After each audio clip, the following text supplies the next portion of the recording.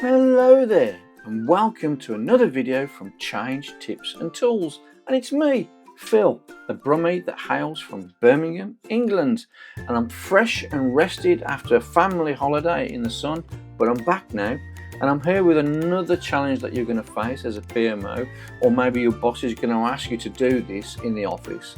And what it is that if I go to the main screen here, I've got a SharePoint list here, and I will most likely be asked to import this information via Power Query or via Power BI to do some data analysis and create some dashboards from it.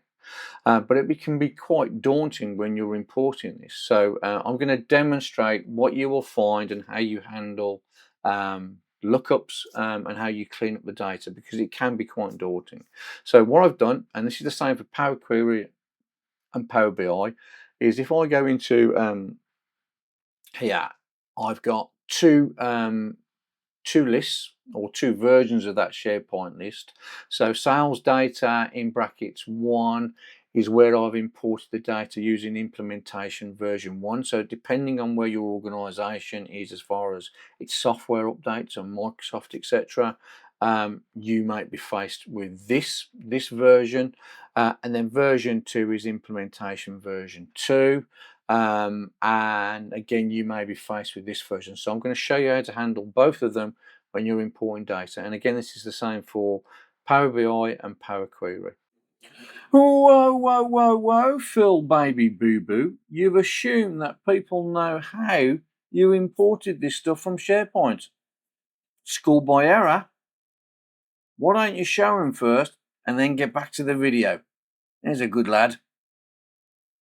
Now, before I get into the video where I show you the different nuances between the two ways of importing them, let me show you how I imported these into Power BI. So here's the SharePoint list. So the first thing I'm going to do is copy the path of the SharePoint site where the list is contained, not the SharePoint list address itself. So I don't want any of this after the SharePoint list. Control copy. Then I'm going to go back to Power BI, do get data, do more, start typing SharePoint, choose SharePoint online list, do connect. I'm going to paste that URL. So I've just got the path of the actual SharePoint site. So here we've got the implementation versions. Let's do the first one, do OK.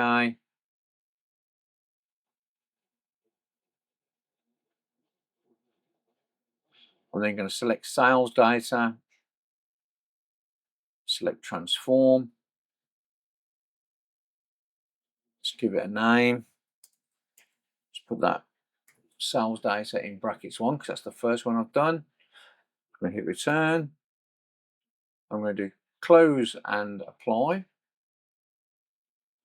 In Excel, it's Power Query, it's close and load. There you go. And then I'm going to bring in the version 2. So I'm going to do get data again, more, start typing SharePoint again. And there's SharePoint online list. I'm going to select that, click connect, paste in the URL of my SharePoint site where the list is contained. And this time I'm going to use this implementation 2. Click OK. And again, select sales data, transform data. Let's give this, put 2 in brackets so I know which one's which. Hit return and then close and apply. Now, if I want to get back into editing these queries, is all I'm doing is I'm just in Power BI. I'm just doing transform data, and that brings me into the Power Query editor, like so. So I've now shown you that. Let's get back to the video. So if we look at the first one, as you can see, the information, there's a lot of columns in here. And if we go back to SharePoint, These are the only columns that I want, which is the salesperson, the order date, the order value, the invoice value, and the region. And the region is a lookup as well. So if I do add new item, you can see this is a lookup. And the thing is when you're dealing with, when you're assigning a person, it's a name or a group in SharePoint, that's another type of lookup. So you can see how it looks in Power BI and Power Query and how to deal with it. So let's get over to back over to Power BI, and I'm in transform data here. As I say, this is the same for Power Query and Power BI. So you can see there's a lot of columns in here, and if I look for region here in here, and I'm looking for the region, you'll see it says region ID, but I can't see that north, west, south, east anywhere in here. And there's a lot of data in here. So whenever you import it for the first time, do it transform data, get rid of the columns that you don't need. So this is in implementation 1.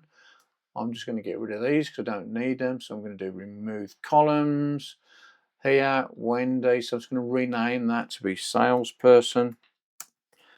And remember, it's recording the steps in Power Query or Power BI. It will record the steps. You only have to do it once.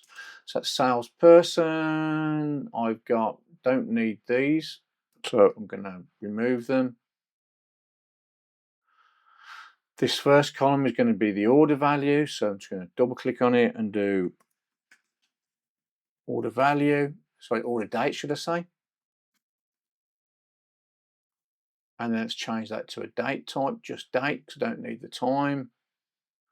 That will be the order value.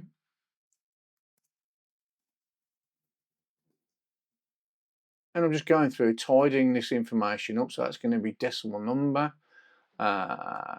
Field, this is going to be the invoice date. So again, double click on it and rename it to invoice date.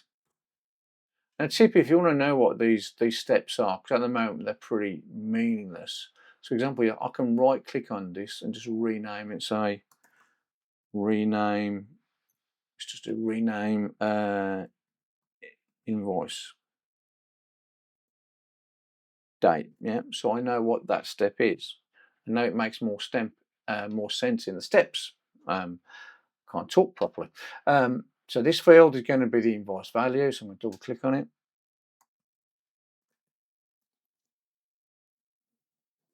Return. Now this here, this is useless to me. So I'm going to get rid of this column, and I'm going to get rid of a load of columns here. Now what I'm looking for is I'm looking for something that says to text in the column heading here. So let's just get rid of, remove these. Yeah. I've then got field value as HTML. So that's the one I want there. So I'm going to remove that. I'm going to keep that. I'm going to get rid of the rest from here. So right to the end, and then just remove those columns. So what I'm looking at now is I've got these field values as text. And what I'm going to do is I'm going to expand that. And what I'm looking for is the region. And if you've got salespeople, sales names in here, for example, based on a name or a group in SharePoint, you'd find that information in here.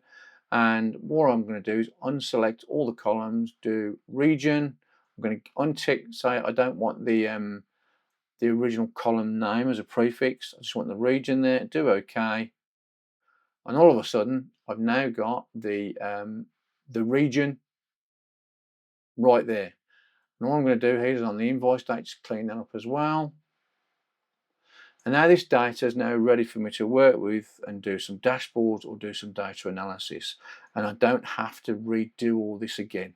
So now, if it's on implementation 2, I like this a little bit better. It's a lot easier. And you can see now that you don't have to guess what the columns are, etc. And it's recognized some of these things for whether they're dates or whether they're a currency, etc.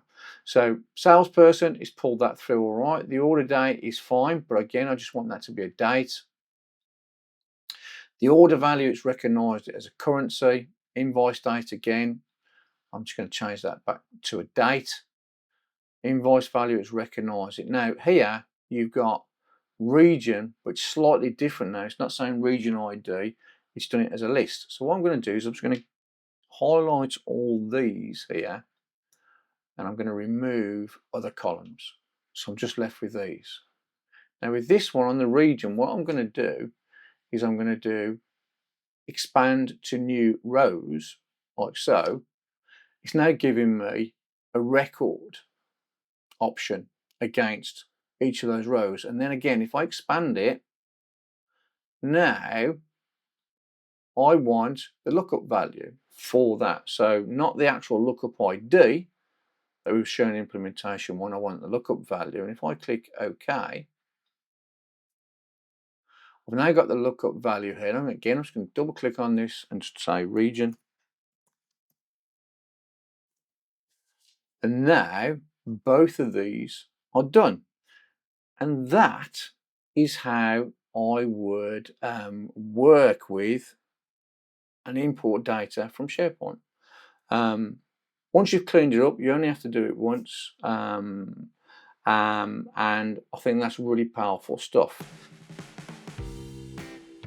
Well, I hope you found that informative and hope helps you remove some of the fear working with SharePoint lists through Power Query and Power BI. If so, please remember to click that like, subscribe, and smash that notifications button for future content. And as always, I wish you an absolutely wonderful day wherever you are in the world. Please take care, and I look forward to seeing you in the next video from Change Tips and Tools. Bye bye now.